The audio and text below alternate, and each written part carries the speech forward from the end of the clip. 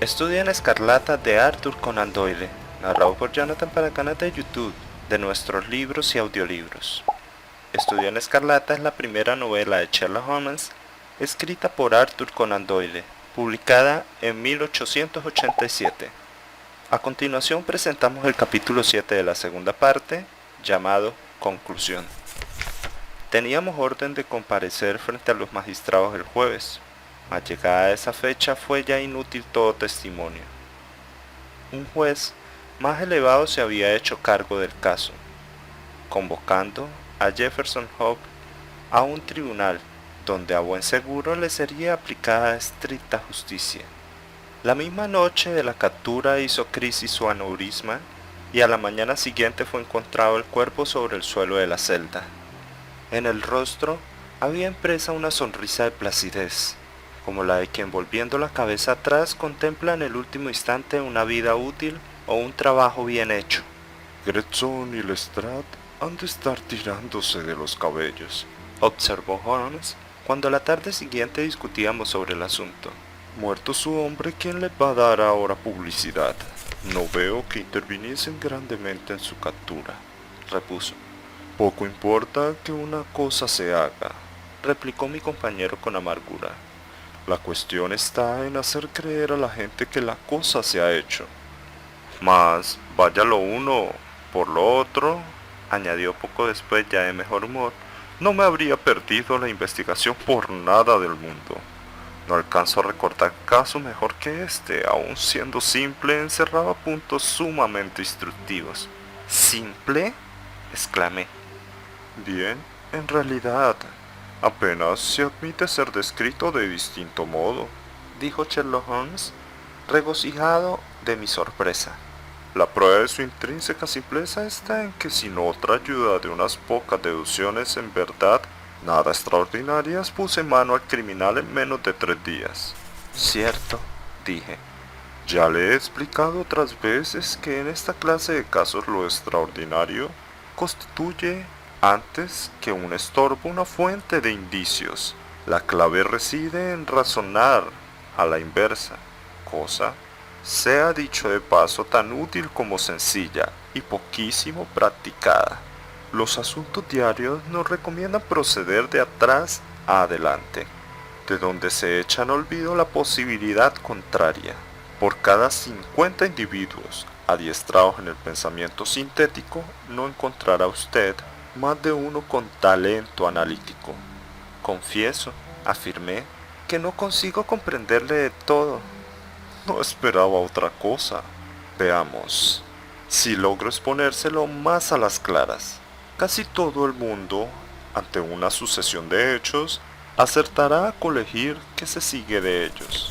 Los distintos acontecimientos son percibidos por la inteligencia, en la que ya organizados apuntan a un resultado.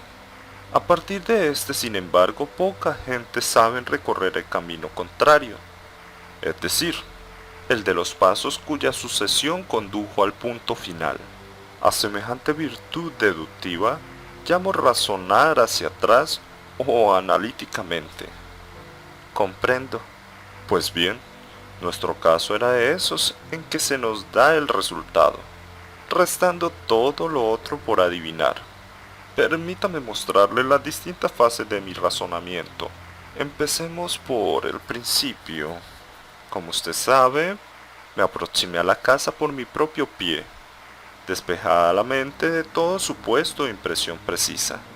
Comencé, según era natural, por inspeccionar la carretera, donde ya se lo he dicho, vi claramente las marcas de un coche, al que por consideraciones puramente lógicas supuse llegado allí de noche, que era en efecto un coche de alquiler y no particular. Quedaba confirmado por la angostura de las rodadas. Los caballeros en Londres usan un cabriolé, cuyas ruedas son más anchas que las del carruaje ordinario. Así di mi primer paso. Después, atravesé el jardín siguiendo el sendero, cuyo suelo arcilloso resultó ser especialmente propicio para el examen de huellas. Sin duda no vio usted sino una simple franja de barro pisoteado. pero a mis ojos expertos cada marca transmitía un mensaje pleno de contenido. Ninguna de las ramas de la ciencia detectivesca es tan principal ni recibe tan mínima atención como esta de seguir un rastro. Por fortuna, siempre lo he tenido muy en cuenta y en un largo adiestramiento ha concluido por convertir para mí esta sabiduría en segunda naturaleza. Reparé en las pesadas huellas del policía, pero también en las dejadas por los dos hombres que antes habían cruzado el jardín, que eran las segundas más tempranas, quedaba palmariamente confirmado por el hecho de que a veces desaparecían casi del todo bajo las marcas de las primeras. Así arribé a mi segunda conclusión, consistente en que subía a 2 el número de los visitantes nocturnos, de lo cual uno, a juzgar por la distancia entre pisada y pisada, era de altura más que notable, y algo petimetre el otro, según se echaba de ver por las menudas y elegantes improntas que sus botas habían producido. Al entrar en la casa obtuve confirmación de la última inferencia. El hombre de las lindas botas yacía delante de mí. Al alto, pues, procedí a imputar el asesinato, en caso de que éste hubiera tenido lugar. No se veía herida alguna en el cuerpo del muerto, mas la agitada expresión de su rostro declaraba transparentemente que no había llegado de manera natural a su fin. Quienes perecen víctimas de un ataque al corazón o por otra causa natural y súbita jamás muestran esa apariencia desencajada. Tras aplicar la nariz a los labios del difunto detecté un ligero olor acre y deduje que aquel hombre había muerto por la obligada ingestión de veneno. Al ser el envenenamiento voluntario pensé, no habría quedado impreso en su cara tal gesto de odio y miedo. Por el método de exclusión me vi, pues, abocado a la única hipótesis que autorizaban los hechos. ¿No cree usted que era aquella en exceso peregrina? La administración de un veneno por la fuerza figura no infrecuentemente en los anales del crimen. Los casos de Dolsky en Odessa y el de Leterrier en Montpellier acudirían de inmediato a la memoria de cualquier toxicólogo. A continuación se suscitaba la gran pregunta del ¿por qué? La rapiña quedaba excluida ya que no se echaba ningún objeto en falta. ¿Qué había entonces de por medio? ¿La política? ¿Quizá una mujer? Tal era la cuestión que entonces me inquietaba. Desde el principio me incliné por lo segundo. Los asesinos políticos se dan mucha prisa a escapar una vez perpetrada la muerte. Esta, sin embargo, había sido cometida con flema notable, y las 1000 huellas dejadas por su amor a lo largo y ancho de la habitación declaraban una estancia dilatada en el escenario del crimen. Solo un agravio personal, no político, acertaba a explicar tan sistemático acto de venganza. Cuando fue descubierta la inscripción en la pared, me confirmé aún más en mis sospechas. Se trataba evidentemente de un falso señuelo. El hallazgo del anillo zanjó la cuestión. Era claro que el asesino lo había usado para atraer a su víctima el recuerdo de una mujer muerta o ausente. Justo entonces pregunté a Gretchen si en el telegrama enviado a Cleveland se inquiría también por cuanto hubiera de peculiar en el pasado de Drever. Fue su respuesta, lo recordará usted, negativa. Después procedí a un examen detenido de la habitación, en el curso del cual di por buena mi primera estimación de la altura del asesino, y obtuve los datos referentes al cigarrillo de Trichonopoli y a la largura de sus uñas. Había llegado ya a la conclusión de que, dada la ausencia de señales de lucha, la sangre que salpicaba el suelo no podía proceder sino de las narices del asesino, presa seguramente de una gran excitación. Observé que el rastro de la sangre coincidía con el de sus pasos. Es muy difícil que un hombre, a menos que posea gran vigor, pueda fundir, impulsado de la sola emoción, semejante cantidad de sangre. Así que aventuré la opinión de que era el criminal un tipo robusto y de faz congestionada. Los hechos han demostrado que iba por buen camino. Tras abandonar la casa, hice lo que Gregson había dejado de hacer. Envié un telegrama al jefe de policía de Cleveland, donde me limitaba a requerir cuantos detalles se relacionasen con el matrimonio de Enoch Drever. La respuesta fue concluyente. Declaraba que Drever había solicitado ya la protección de la ley contra un viejo rival amoroso, un tal Jefferson Hope, y que este Hope se encontraba a la sazón en Europa. Supe entonces que tenía la clave del misterio en mi mano y que no restaba sino atrapar al asesino. Tenía ya decidido que el hombre que había entrado en la casa con Drever y el conductor del carruaje eran uno y el mismo individuo. Se apreciaban en la carretera huellas que solo un caballo sin gobierno puede producir. ¿Dónde iba a estar el cochero sino en el interior del edificio? Además, vulneraba toda lógica el que un hombre cometiera deliberadamente un crimen ante los ojos, digamos, de una tercera persona, un testigo que no tenía por qué guardar silencio. Por último, para un hombre que quisiera rastrear a otros a través de Londres, el oficio de cochero parecía sin duda el más adecuado. Todas estas consideraciones me condujeron irresistiblemente a la conclusión de que Jefferson Hope debía contarse entre los aurigas de la metrópoli. Si tal había sido, era razonable además que lo siguiera siendo. Desde su punto de vista, cualquier cambio súbito solo podía atraer hacia su persona una atención inoportuna.